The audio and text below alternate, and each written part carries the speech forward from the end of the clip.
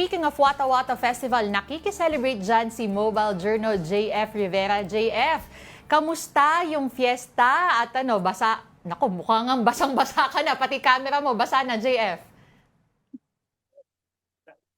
Denise!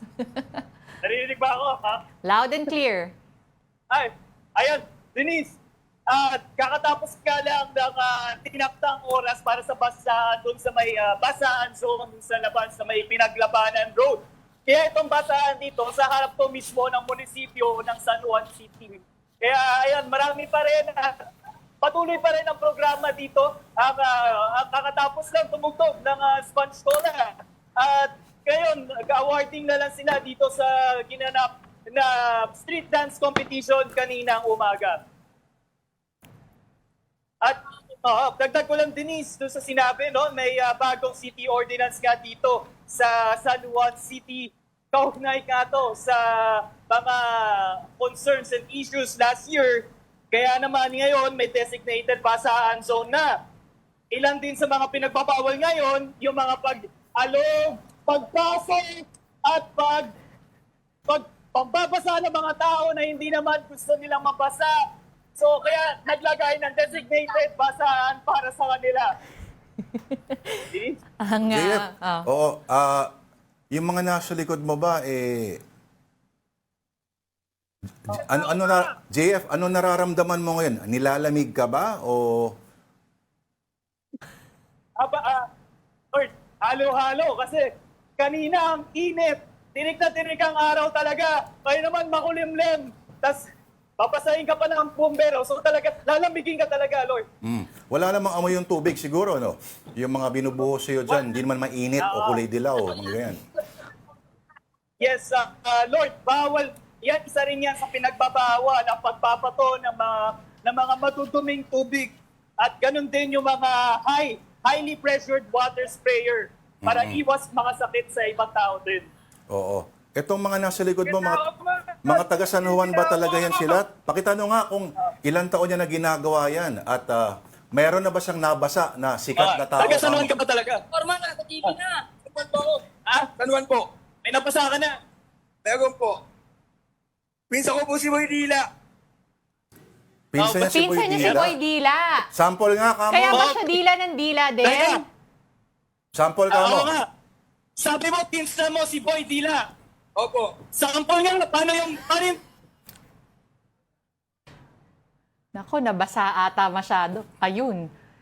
Ang pasampol. Mga tropa ni JF talaga. Oo. JF, teka, aside from the hours, 7 a.m. to 2 p.m., meron din iba pang pinagbabawal, katulad ng mga, ano ba tawag doon, water bombs? Bawal din mga, ano pa? Yes.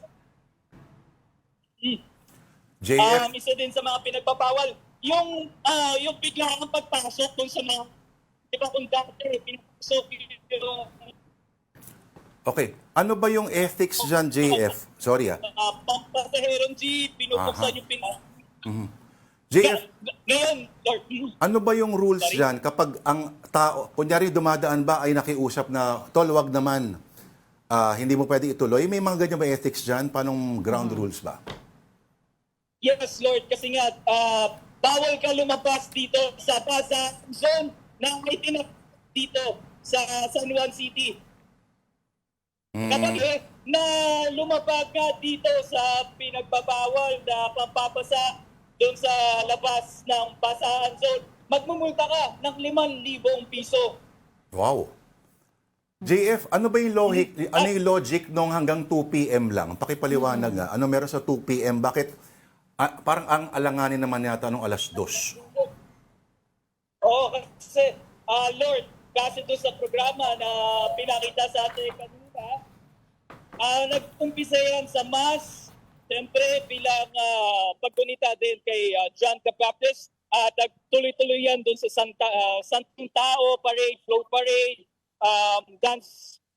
street dance competition hanggang sa nagtuloy-tuloy na ang programa.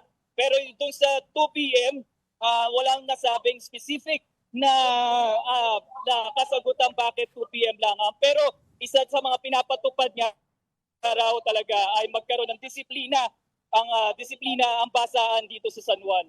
Yun ang nilalaban ang Mayor Zamora. Yan tandaan mo, JF, Tita Denise, magbasa responsibly. Alright, maraming salamat sa ating mobile journal, JF Rivera. Reporting us live with his new friend from San Juan for the Wata Wata Festival.